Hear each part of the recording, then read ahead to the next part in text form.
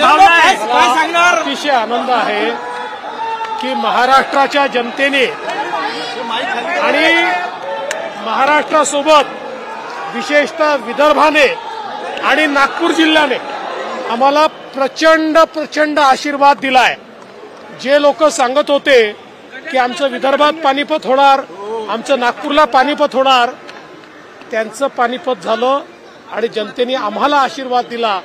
मी महाराष्ट्राच्या जनतेसोबत माझ्या कर्मभूमीचे म्हणजे नागपूरचे आणि विदर्भाचे विशेष आभार मानतो। खरं तर वानखेडेवर आता शपथविधी होत आहे। 2014चं सगळ्यांना स्मरण आहे।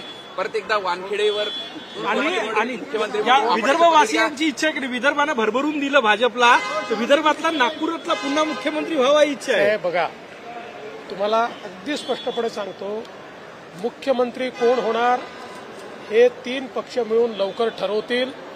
ते ज्याला ठरवतील तो आमचा मुख्यमंत्री असेल।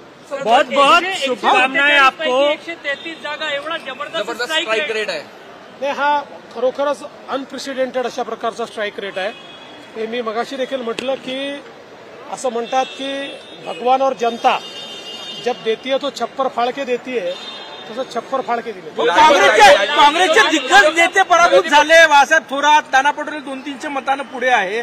कसं बघता याच्याकडे? मला असं वाटतं की एक प्रकारे लोकांनी हा इशारा दिला आणि महाविकास आघाडीला विशेषतः इशारा दिलाय। ज्या प्रकारे त्यांनी आम्हाला टार्गेट केलं, व्यक्तिशः मला केलं, माझ्या परिवाराला केलं, भारतीय जनता पक्षाला केलं आणि आमच्या महायुतीला केलं, ज्या प्रकारे हे टार्गेट त्यांनी केलं, माझं मत आहे की जनतेने त्याचं उत्तर दिलेलं आहे।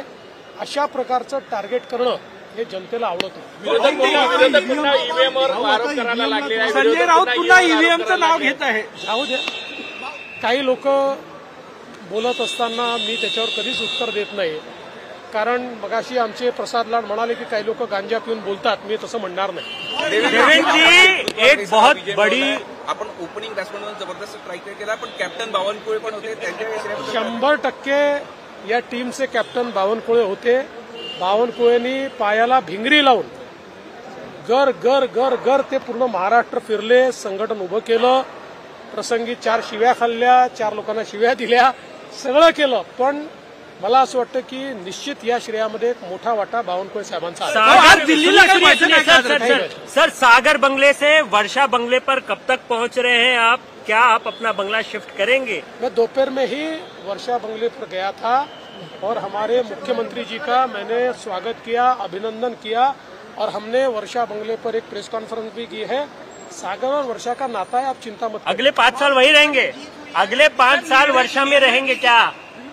आप घुमा घुमा के कितना भी पूछोगे तो भी मैं मंजा हुआ खिलाड़ी हूँ, मैं कोई पहली बार बैटिंग करने आया नहीं हूँ। इसलिए तीनों पार्टी के नेता मिलकर तय करेंगे और जिसको वो मुख्यमंत्री बनाएंगे उसको हम वर्षा में बिठाएंगे। कांग्रेस का सुपड़ा साफ कर दिया आपने, काँग्रेस का सुपड़ा जो है वो आपने साफ किया है। मनाची भावनेची पण किंमत केली जाईल त्या निर्णयात। असं आहे की शेवटी प्रत्येक पक्षाच्या कार्यकर्त्यांना स्वाभाविकपणे वाटतं की आपल्या पक्षाचा नेताच मुख्यमंत्री झाला पाहिजे, पण आपलं कोएलिशनचं गव्हर्नमेंट आहे, तिघं आपण एकत्रित आहोत, एकत्रितपणे आपण जिंकलेलो आहोत, त्यामुळे सगळ्यांनी मिसळून बसूनच हा निर्णय करायचा। कांग्रेस का सुपड़ा साफ किया है, कई बड़े नेता जो है वो हार की कगार पर है, नाना पटोले पीछे चल रहे, बाला साहब थोरात हार गए, कैसे ये सब किया, क्या स्ट्रैटेजी थी? देखिए, मैं एक बात बोलता हूँ कि जिस प्रकार से इन लोगों ने हमको सिंगल आउट करके टारगेट किया, जिस प्रकार से रोज मोदी जी के ऊपर भद्दी भद्दी बातें करना,